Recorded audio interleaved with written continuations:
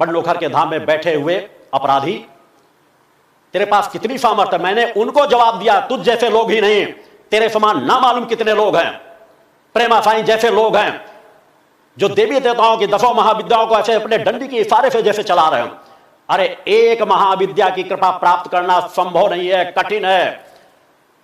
कुछ लोग ही जो तपस्वियों का जीवन जीते हैं, परोपकारियों का जीवन जीते हैं, जो अपनी चेतना शक्ति को जागृत करते हैं, जो अपने आप को चेतनावान बना लेते हैं, वह इन दिव्य शक्तियों के दर्शन प्राप्त कर सकते हैं, इनकी कृपा के पात्र बन सकते हैं। प्रेमा साई के कार्यक्रम तो तू भी देखता होगा, नहीं देखता तो तू भी देख ले। मैं तेरे लिए नहीं, प्रेमा साई जैसे ना मालूम कितने लोग हैं, हर शहर हर जिले में कहीं ना कहीं एक दो बैठे हुए हैं। एक बकरा महाराज भी कहीं से आ गए हैं, उनके बारे में कुछ क्लिपिंग आई है। वो बगल में शायद बकरा बांधे रहते हैं, जितनी उनकी बातें उतनी बकरे की आवाज आती रहती है। हो सकता है उनका कोई दूसरा नाम हो, समय के साथ उसका नाम भी तुझे बता दूंगा और लिस्ट भेज दूंगा। इसी से सनातन धर्म की रक्षा होगी। धिक्कार है तुम्हें, तुम जैसे हिंदुओं को, धिक्कार है तुम जैसे लोगों को जो बिकाऊ बन जाते हो। इससे सनातन धर्म की रक्षा नहीं होगी। धर्मगुरुओं से सनातन धर्म की रक्षा होगी, जो अच्छा ज्ञान लोगों को दे रहे हैं। मेरे द्वारा भी अपने शिष्यों का अनेकों जो अच्छे धर्मगुरु उनके बारे में बताया जाता है, मगर तुम जैसे लोगों के बारे में समाज को सजग किया जाता है। तुम जैसे लोगों के जो चक्रव्यूह में उलझ जाते हैं, उनके बारे में विस्तार से बताया जाता है कि तुम जैसे ढोंगी पाखंडियों के चक्रव्यूह में मत उलझे। यहां कोई ढंग पाखंड का क्रम नहीं रखा जाता। मेरे द्वारा कभी किसी की झाड़ फूक नहीं की गई, कभी किसी का पर्चा नहीं बताया गया, मगर मेरे द्वारा एक नहीं अनेकों बार कहा गया है कि तुम जैसे लोग जो क्रम करते हो, ढोंग और पाखंड रचते हो, मेरे द्वारा अपने साधनात्मक तब्बल के माध्यम से अनेकों प्रकार की जानकारियां जैसे लोग असंभव मानते थे उसे बताया गया है। अपने 8 यज्ञ जो समाज के बीच प्रमाण के रूप में रखे गए थे, उनके बारे में वह कार्य किए गए हैं जिसके बारे में सुनेगा तो तेरी आंखें खुल जाएंगी। वैसे भी मेरे बारे में सुनने के बाद से तेरी नींद हराम हो गई है। तूने चुनौती नहीं स्वीकार की, तू तो शांत बैठा था चूहे के बिल में घुसा हुआ, जब मैं 30 साल से चुनौती दे रहा था। कायर और नपुंसक व्यक्ति, तू क्या मेरी चुनौती स्वीकार करेगा?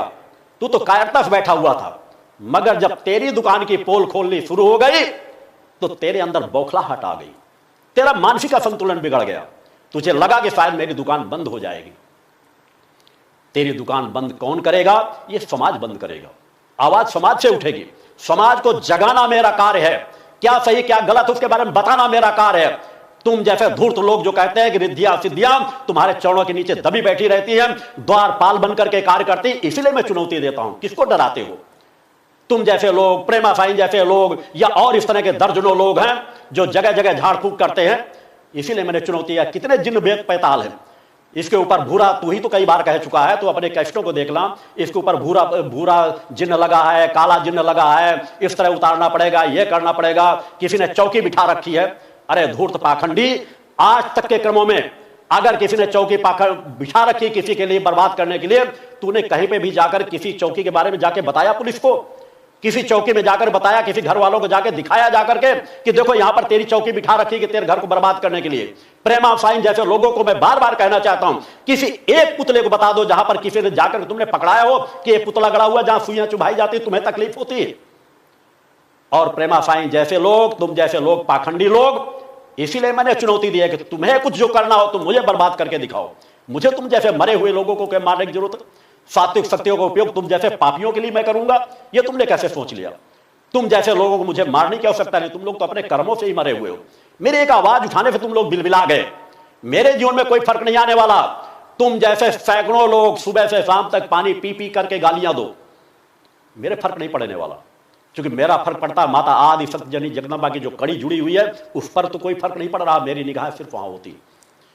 मैं यहां सम्मान भोगने के लिए नहीं आया हूं, तुम जैसे पाखंडियों को चुनौती देने आया हूं, तुम जैसे पाखंडियों के रहस्यों को खोलने के लिए आया हूं। तुम मेरी विचारधारा को क्या पकड़ पाओगे? तुम तो बार बार यहां कहते हो कि यहां बहुत अच्छा कार्य हो रहा है, ये अच्छा कार्य हो रहा है। तुमने अपने मंच से कई बार कहा कि बहुत अच्छा कार्य किया जा रहा है, लोगों को नशा मुक्त किया जा रहा है, लोगों के जीवन में परिवर्तन आ रहा है, ऐसा आ रहा है, वैसा आ रहा है। दर्जनों बातें तुमने गिनाई अपने मन से। अच्छी बात है, कुछ मेरे बारे में समझने लगे हो और समझने का प्रयास करोगे, शायद तुमको गलतियों का एहसास हो जाए। मगर मुझे तो तुम्हारे यहां कोई भी एक ऐसी बात नहीं नजर आती कि तुम कोई भी एक ऐसा कार्य कर रहे हो। मैं जिस क्षेत्र में निगाह उठा करके देखता हूं, वहीं पर तुम ढोंग और पाखंड करते नजर आते हो। चैनलों वालों ने इसके बारे में तुम्हें कई बार आवाज उठाई है। अनेकों लोग आवाज उठाते, और तू अगर सुनना ही चाहेगा तो तेरे यहां से लौट लौट कर आए हुए उन लोगों की भी रिकॉर्डिंग तेरे पास भिजवा दूंगा। मेरे पास समय कम रहता है, मेरे कार्य क्षेत्र अलग है, मैं कार्य अलग तरीके से करता हूं, तो मेरे कार्यों को, तू मेरे मौन को, मेरे शांति को मैं हर मंचों से आवाज उठाता हूं, निडर होकर के आवाज उठाता हूं, जो सत्य की आवाज उठाता हूं, सत्य के लिए जीता हूं, सत्य के लिए मरूंगा, सत्य की जब तक जीवन की अंतिम सांस है तब तक सत्य की रक्षा करता रहूंगा। और तुम जैसे अधर्मी नए मेरा अस्तित्व नहीं बिगाड़ सकेंगे। तुम लोग खुद कहते हो कि हमारे पास ये शक्ति है, हमारे पास ये शक्ति है, मेरे पास तो सात्विकता शक्ति है। पिछले 30 वर्षों से मैंने किसी को धमकी नहीं दी, मगर इतना जरूर कहा है कि हां, मुझ में वाक शक्ति है, मुझ में कुछ भी कर गुजरने की क्षमता है। और इसीलिए मैं ससम्मान कहा है मैंने हिंदू धर्म की रक्षार्थ कि आज तब के सामर्थ्य को आंकलन करने की जरूरत है। कौन किस तरह से है, कहां से जुड़ा हुआ है, कैसा। एक शराबी भी वेदों का ज्ञान कर सकता है, एक अपराधी भी वेदों का ज्ञान कर सकता है। अच्छी बात है, घर घर वेदों का ज्ञान। मेरे द्वारा भी सभी अपने शिष्यों को भी कहा जाता है रामायण पढ़ो, गीता पढ़ो, सभी चीजों को पढ़ो। मगर हम जिसे देवादिदेव भी मां कहकर पुकारते हैं, हम उस माता आदि शक्ति जगत जननी जगदम्बा के आराधक हैं, जो हमारी और सभी की आत्मा की जननी है। इसलिए हम पूरे विश्व को अपना मान करके चलते हैं, पूरे विश्व को सुधारना चाहते हैं।